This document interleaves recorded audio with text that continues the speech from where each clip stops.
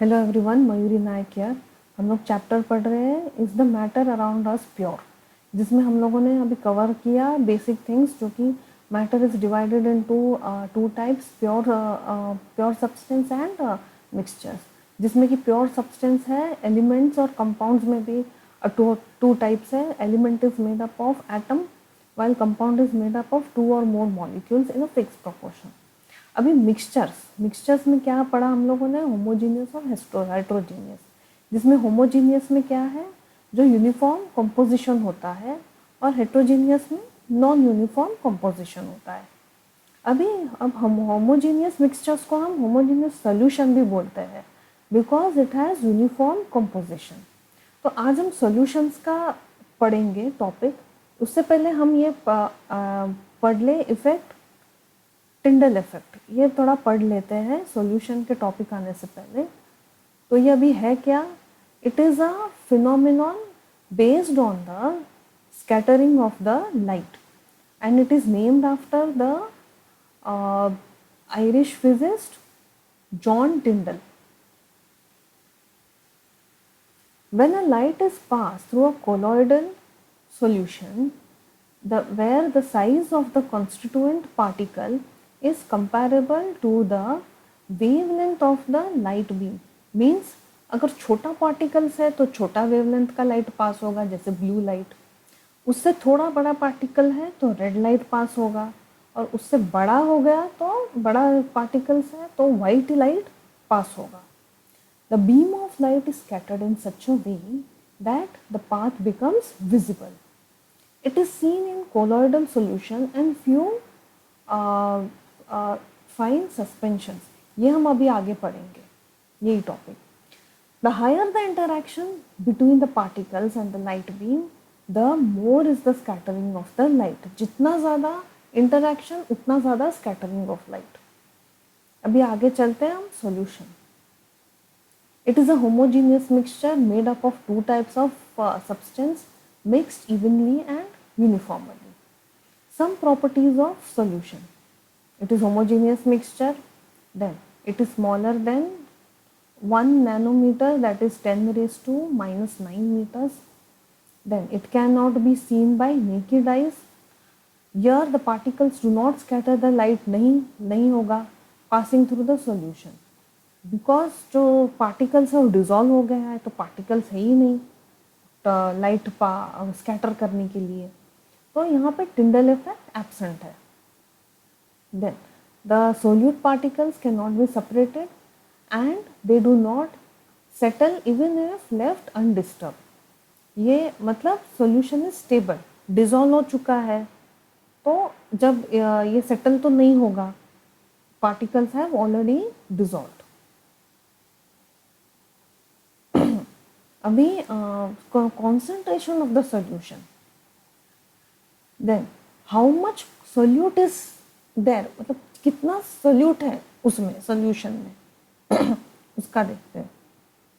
तो ये है 3 टाइप का अभी, जिसमें से डाइल्यूट और कॉन्सेंट्रेट थोड़ा रिलेटिवली कंपेरेबल है, और ये है सैचुरेटेड। अभी डाइल्यूट मीन्स क्या, पहले देखते हैं। अभी जैसे आप लोग ने बीकर में 3 बीकर लिया एक ही साइज का, फर्स्ट बीकर में आपने थोड़ा कम डाला सॉल्ट, और उतने ही पानी में वो डिज़ोल्व हो जाएगा। फिर दूसरे बीकर में सेम उतना ही पानी लिया, लेकिन सॉल्ट थोड़ा ज़्यादा लिया डाइल्यूट सोल्यूशन से। डाइल्यूट सोल्यूशन से जैसे कि इसमें 1 स्पून डाला, तो उसमें मानो आप 2 स्पून 3 स्पून डालोगे, तो इधर क्या हो गया, जो कॉन्सेंट्रेशन है वो ज़्यादा हुआ, तो ऑब्वियसली ये जो सॉल्यूशन है ये लेस सॉल्टी होगा, और ये जो सॉल्यूशन है मोर सॉल्टी होगा, तो ये हो गया concentrate.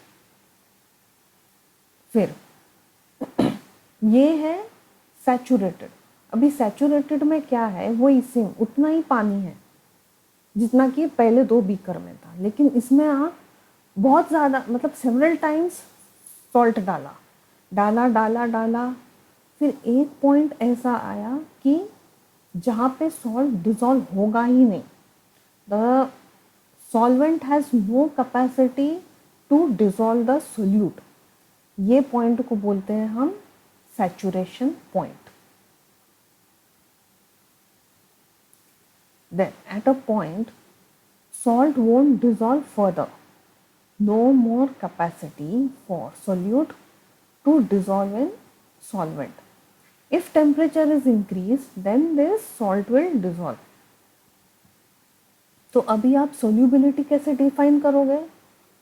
The maximum amount of the solute that can dissolve in a given amount of the solvent. मतलब जितना कैपेसिटी है सॉल्वेंट का सोल्यूट डिसॉल्व करने का, उसे कहते हैं solubility. And it depends on the temperature, मतलब वही जैसे टेम्परेचर अगर इंक्रीज किया तो वो डिसॉल्व हो जाएगा। अभी यहाँ पे हाउ टू मेजर, अभी इसको कॉन्सेंट्रेशन को मेजर कैसे करें? अभी 3 टाइप्स में इसको मेजर करते हैं, जिसमें अभी हम पहला पॉइंट ये पढ़ेंगे। देखिए, मास by mass percentage of solution. तो इसका पहले फॉर्मूला क्या है यहाँ पे? Mass of solute upon mass of the solution into 100। अभी एक न्यूमेरिकल देखते हैं हम। The solution contains 50 grams of common salt in 450 grams of water. Then calculate the concentration in terms of mass percentage of solution. अभी यहाँ पे क्या है? मास of the solute is 50 grams, mass of the solute is 450 grams.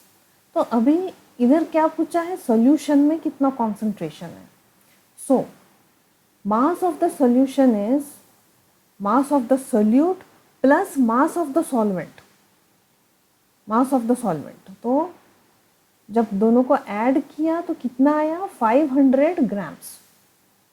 Then तो इसको अभी कैसे हम लोगों ने कैलकुलेट किया? Mass percentage of the solution is equals to 50 grams upon 500 grams into 100। तो अभी यहाँ से ये 2 0 कट हो जाएगा, तो फिर कितना बचा? 10। सो द आंसर कितना आया? 10%। समझा? द मास, पहले एक बार देख लेते हैं। The mass of the solute is 50 grams, mass of the solvent is 450 grams. फिर दोनों को जब ऐड किया तो actual mass of the solution मिला। फिर हम लोगों ने इसको ये फॉर्मूला में डाल के कैलकुलेट किया, तो आंसर आया 10%। So the concentration is 10%। अभी दूसरा न्यूमेरिकल है, ये सेकंड टाइप है, वॉल्यूम बाय वॉल्यूम परसेंटेज। ये कब यूज होता है? जब सोल्यूट है वो लिक्विड है। सॉल्वेंट तो लिक्विड ही है, वाटर, लेकिन सोल्यूट जो है वो लिक्विड ही है। तो अभी इसका सॉल्यूशन फॉर्मूला है volume of the solute upon volume of the solution into 100। अभी ये एक न्यूमेरिकल है, पर देखते हैं। If hydrogen peroxide that is H2O2 14 ml है, जो कि डिसॉल्व किया 3000 ml of solution, what is the concentration? तो अभी ये वही फॉर्मूला में डाला 14 ml अपॉन 3000 ml इंटू 100। तो अभी ये 2 0 कैंसिल हुआ, तो जब डिवाइड किया तो क्या मिला हमको आंसर? 0.3%।